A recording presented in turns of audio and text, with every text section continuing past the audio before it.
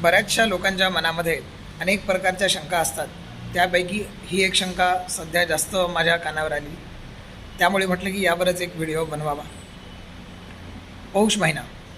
आता पौष महिना म्हटलं की बऱ्याचशा लोकांच्या मनामध्ये अनेक प्रकारच्या शंका कुशंका निर्माण होतात, ज्यामध्ये विशेष करून लग्नाविषयी किंवा लग्नाच्या बोलणीविषयी शंका जास्त असतात.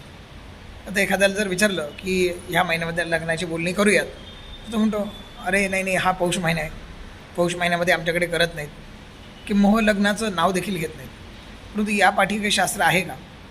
तर शास्त्रामध्ये काय सांगितलेलं आहे? तर शास्त्रानुसार ह्या पौष महिन्याला कुठेही अशुभ असं सांगितलेलं नाही आहे. जसे बाकीचे महिने आहेत त्याहीप्रमाणे हा देखील एक शुभ प्रकारचा महिना आहे. परंतु ह्या महिन्यामध्ये बाकीच्या महिन्यांच्या तुलनेत जास्त प्रकारचे सण उत्सव नसल्यामुळे ह्या महिन्याला भाकड मास किंवा भाकड महिना असं देखील म्हटलं जातं. आता पौष महिना हा पुष्य नक्षत्रापासून उत्पन्न झालेला असल्यामुळे त्यावर शनीचा अंमल असतो असं देखील आहे. परंतु शनीचा अंमल जरी असला तरी पूर्ण महिना हा अशुभ आहे असा त्याच्यातला भाग नाही. पौष महिन्यामध्ये संक्रांतीच्या नंतर किंवा संक्रांतीच्या अगोदर जे काही एक 4-5 दिवस असतात ते थोडे अशुभ सांगितले जातात, ज्याला खरं मास असं देखील म्हटलं जातं. परंतु पूर्ण पौष महिनाच खराब आहे असा याचा अर्थ नाही. या पौष महिन्यामध्ये कोणती कर्म करावीत किंवा कोणती कर्म करू नयेत?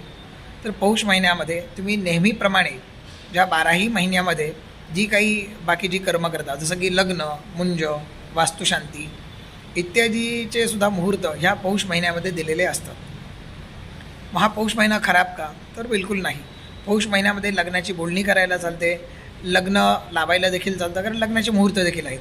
नवीन घर बांधू शकत नाहीत, परंतु अगोदर जर तुम्ही घर बांधायला काढलेलं असेल तर त्याचं बांधकाम देखील थांबवायचं नाही आहे, ते तुम्ही कंटिन्यू करू शकता.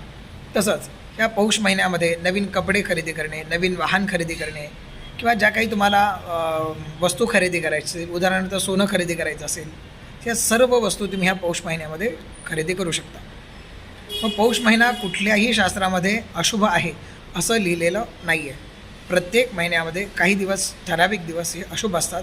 तसंच ह्या महिन्यामध्ये सुद्धा काही दिवस, ठराविक दिवस, जसं की संक्रांतीनंतरचा जो दुसरा दिवस असतो, ज्याला किंक्रांत देखील म्हणतात, तर त्या दिवशी कर असते, त्यामुळे तो दिवस अशुभ असतो. परंतु यामुळे पूर्ण महिनाच अशुभ आहे असा याचा अर्थ नाही.